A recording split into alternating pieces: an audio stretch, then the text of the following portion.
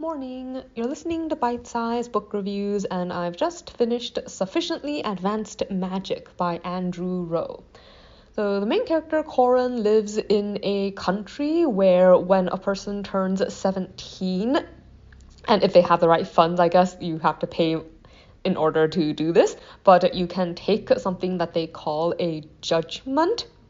So magic in this world is given to people through what they call attunements, which are marks on people's bodies that they earn by going through these different towers. The setup is a little bit game-like, or that's how it felt to me when I first started reading it. So the idea is that the people in these kingdoms have access to a set of magical towers or spires, which each can grant a certain set of different attunements, and attunements are basically different abilities. So for instance, you have summoners and elemental users and things like that.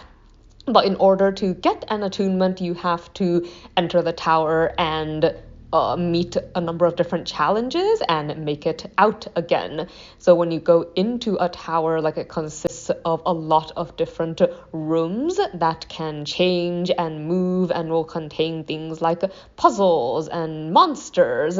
And it's theorized that depending on the choices that you make, these things affect the kind of attunement that the goddess chooses to give you. They believe that the towers are essentially her domain, and that she watches the things that you do when you're inside. And it's also believed that if a person can climb all the way to the top of the tower and meet the goddess, that she will basically grant them a wish.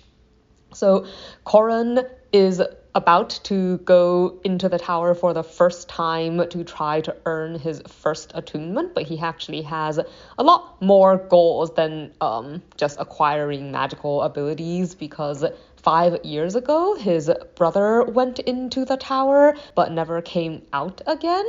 But of course, since there's no body, and Corin is hopeful that his brother might actually still be alive.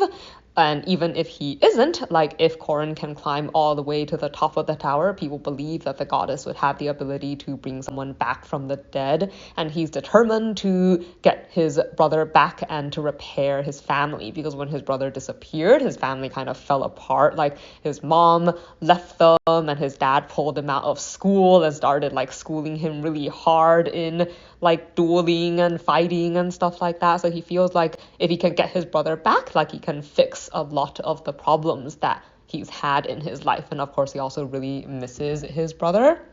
But the first thing he has to do is start acquiring magical abilities, because climbing the tower is not an easy thing, and it's also not something that anyone can really accomplish alone, although that's something that he kind of has to come to terms with, since he, his 3 years of absence from school and his kind of not very good relationship with his dad has made it so he's not a very social person, and also not very good at relationships, I guess, in general with other people.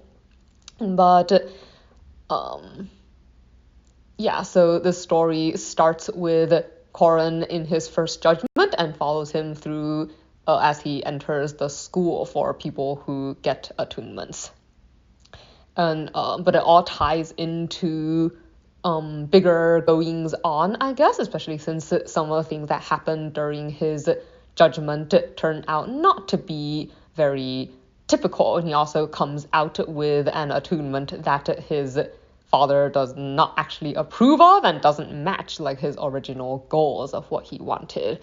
He wanted something that would make him combatively really powerful, since it's something that he suspects he'll need in order to climb the tower, but he ends up with something that lets him make stuff instead, which personally I think is really good. I don't understand why it's so hard for these people to see how valuable that is, but yeah, anyways.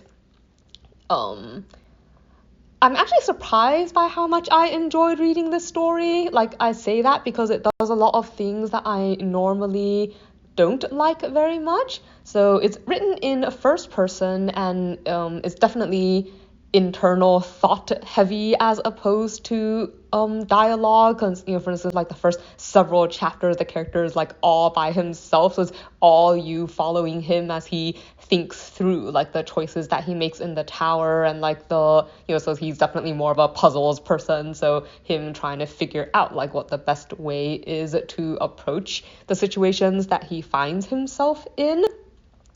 And the book also spends definitely more than half of itself like explaining how its magic and the systems work, which I don't usually have much patience for. Like I usually just want the essentials that you need to know in order to understand the rest of the story and get to like the interesting part. But in this particular case, the way its magic works turns out, I guess, to be so integral to how the story functions that I guess you kind of have to know. And also, I think since you're learning it along with Corin as he learns it, and because he has a way of thinking things through that it does amuse me. Like I think his sense of humor, I do find it funny. I guess his sense of humor kind of aligns enough with mine for me to overall find it like not basically it was interesting as opposed to being overwhelming with details and stuff like that. And the sense of humor is definitely helpful. Something more specific I liked. So I guess the main thing that I liked about this story, though, is that it's actually kind of hard, I think, to find otherworld fantasy stories that involve like big epic-ish plot lines that is not really dark, really gory, or really violent.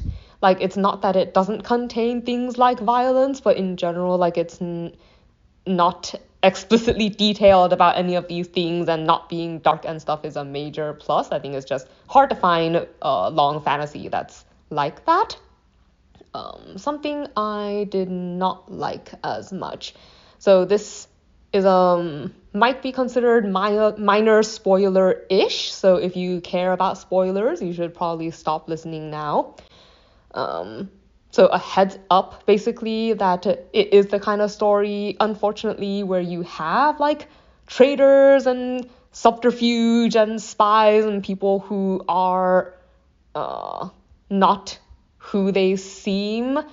And I think I like to be forewarned about this because I don't like to start liking a character and then find out that they are a traitor or something, because I tend to feel somewhat betrayed as a reader.